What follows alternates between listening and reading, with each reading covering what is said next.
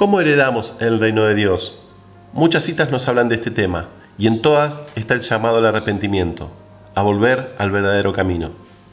Es interesante que este mensaje fue escrito para la iglesia, o sea, para creyentes, que supuestamente ya conocían la verdad, pero aparentemente se habían olvidado, pues el Espíritu de Dios que está en el Mesías les pide que cambien, para que puedan participar del reino venidero, para que puedan sentarse en el trono del Mesías cuando Él venga, así como el Mesías ha vencido y se le ha dado un lugar a la diestra de Dios.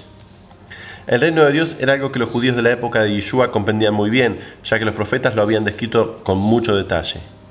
Por esta razón, no hay explicaciones extensas en los evangelios sobre el tema, ya que los evangelios fueron escritos para los judíos principalmente, y su propósito era contarles a los hebreos que su Mesías esperado ya había venido por primera vez a enseñar la forma para heredar el reino de Dios y que volvería nuevamente a establecerlo con los que escucharan y creyeran el mensaje, arrepintiéndose y dedicándose a hacer la voluntad de Dios. Cuando Yeshua comenzó su predicación, él solo decía lo siguiente: después que Juan fue detenido, Yeshua llegó a Galilea anunciando la buena nueva del reino de Dios, diciendo: el tiempo se ha completado y el reino de Dios está cerca. Arrepiéntanse y crean en la buena nueva. Marcos 1, 14, 15. Qué curioso que la predicación de Yeshua era siempre la misma: arrepiéntanse y crean. Que lejos de esta predicación está la mayoría de supuestas congregaciones cristianas actualmente, ¿no? ¿Cuándo fue la última vez que escuchó este mensaje en alguna predicación? Este debería ser el mensaje de todas las predicaciones en todas las reuniones, puesto que realmente no necesitamos más.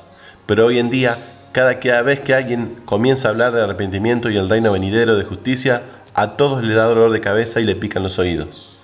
Definitivamente no quieren aceptar esta sencilla verdad que es la base para la salvación. En otra oportunidad, Yeshua declaró: cuando amaneció, salió y fue a un lugar inhabitado, y las multitudes lo buscaban, y llegaron donde él. Lo querían retener, para que no se fuera lejos de ellos. Pero él les dijo: debo predicar la buena nueva del reino de Dios en otras ciudades también, porque por esa razón he sido enviado. Lucas 4, 42, 43. En la Biblia no encontramos un mensaje diferente. Yeshua fue bautizado por Juan y por el Espíritu de Dios para ser enviado a anunciar las buenas noticias del reino de Dios. Esta es la verdadera razón por la que Yeshua vino y la que muchos aún ignoran. Yeshua declaró en una ocasión que solo una cosa es necesaria en esta vida para ser salvo. Y esta es, por supuesto, creer en el Evangelio, en el reino venidero. Algo milagroso ocurre en una persona que cree en el reino venidero: el arrepentimiento continuo. Y Yeshua respondiendo le dijo: Marta, Marta, estás afanada y turbada con muchas cosas, pero una cosa es necesaria, y María ha escogido la buena parte, la cual no le será quitada. Lucas 10, 41, 42. Tampoco la preocupación por muchas cosas y el afán dejan a una persona entender la verdad sobre el reino de Dios, así como las personas que tienen puesto su corazón en las riquezas y no son capaces de desprenderse de ellas podrán entrar con facilidad en dicho reino. Y cuando Yeshua oyó esto, le dijo: aún te falta una cosa, vende todo lo que tienes y da a los pobres, y tendrás tesoro en el cielo, y ven y sígueme. Entonces él, al oír esto, se puso muy triste porque era muy rico. Y viendo Yeshua que se había entristecido mucho, dijo: cuán difícilmente entrarán en el reino de Dios los que tienen riquezas, porque es más fácil pasar un camello por el ojo de una aguja que entrar un rico en el reino de Dios. Y los que oyeron esto dijeron: ¿quién entonces podrá ser salvo? Y él les dijo: lo que es imposible para los hombres es posible para Dios. Lucas 18, 22, 27. Los discípulos de Yeshua entendieron muy bien que entrar en el reino de Dios es precisamente la salvación que vino a ofrecer el Mesías, de la que hablan los profetas en las Escrituras a lo largo de toda ella. Además, compara la entrada de un rico al reino de Dios con la entrada de un camello en el ojo de una aguja. Cabe decir que una aguja en este contexto no es la aguja con la que se realizan costuras, sino que las ciudades antiguas eran todas amuralladas y sus puertas eran llamadas agujas. Eran puertas por las que pasaba un hombre, pero difícilmente podría pasar un camello. Esto era así para mantener a los animales fuera de las ciudades, para mantener el aseo. Mateo 6, 31, 34. Entonces no se afanen diciendo: ¿qué comeremos o qué beberemos o con qué nos vestiremos? Pues los gentiles buscan todas estas cosas, pero su Padre Celestial sabe que ustedes necesitan todo esto. Busquen primero el reino de Dios y su justicia, y todas estas cosas también les serán dadas por añadidura. Así que no se afanen por el mañana, pues el mañana se afanará por las cosas de sí mismo.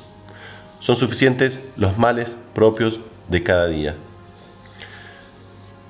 El poder entender las buenas noticias del reino de Dios. Pues no me avergüenzo del Evangelio, pues es el poder de Dios para la salvación de todo aquel que crea, primero para los judíos y también para los griegos. Romanos 1:16. Buscar el reino y su justicia es entender de qué se trata dicho mensaje y vivir de acuerdo a él, y es estar conscientes de que un día volverá el Mesías y juzgará con justicia la tierra, dándole a cada cual lo que merece su obra. Cuando una persona pone toda su esperanza en el reino venidero, ocurre en ella un cambio definitivo. Esta persona no querrá volver a pecar o estar separado de Dios, puesto que sabe que en ese bendito reino no entrará nada impuro, sino solo los que hacen la voluntad de Dios. No todo el que me dice Señor, Señor, entrará en el reino de los cielos, sino el que hace la voluntad de mi Padre que está en el cielo. Mateo 7:21. El reino de Dios también era llamado el reino de los cielos, porque algunos judíos evitaban decir el nombre de Dios, ya que los antiguos consideraban su nombre muy santo y no querían usarlo nunca en vano, pero la definición correcta sería el reino de Yod-Heh Vav-Heh. Qué bueno que hoy se tuviera al menos un poco del respeto que antes se tuvo por el nombre de Dios, con tantos predicadores que hablan de Dios para ganar dinero. Miren lo que les continúa diciendo Yeshua. Muchos me dirán en aquel día, Señor, Señor, ¿no profetizamos en tu nombre, y en tu nombre echamos fuera demonios, y en tu nombre hicimos muchos milagros? Y entonces les diré, nunca os conocí, apartaos de mí, obradores o hacedores de maldad. Mateo 7:22-23. Aquel día se refiere al día de la parucía o venida de Yeshua, el Mesías, cuando Él vendrá a darle a cada uno lo que merece y a inaugurar el reino de Dios, del cual Él es su máximo representante y su rey elegido. Estemos siempre preparados para aquel día.